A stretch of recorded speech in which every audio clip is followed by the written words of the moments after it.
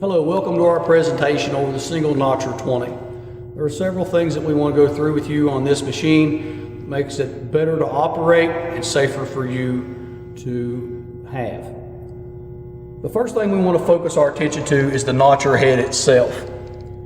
The notcher head spins at 3,500 RPMs and should never, under any circumstance, be running while the machine is in this position. If you notice, we have the electric turned off, unplugged, we have the air turned off, unplugged, and we also have the e-stop pushed in. There's no way that this can start at this time. Remember, this spins at a very high rate and it's designed to cut notches in wood. Your hand is no match for it. Also, while we're here, the pillar block bearings on each side each have grease fittings. These have been pre-greased before you purchase your machine, but you should check these periodically. Another grease point on the machine is the rollers.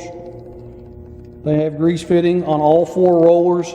These two have been pre-greased, but they also need monitoring.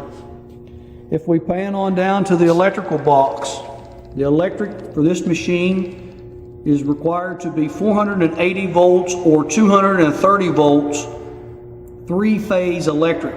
It will not run on single phase under this current configuration.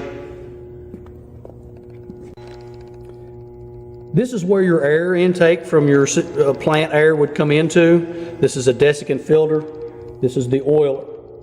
For machine operation to be fluent and effective, it is imperative that you monitor the levels in both of these, releasing any moisture that gathers in this container and making sure that this container has plenty of oil to lubricate the cylinders that are in it. The single notcher now is ready for operation, and the first thing I want everyone to notice is that these 2 bolts here and here are in place.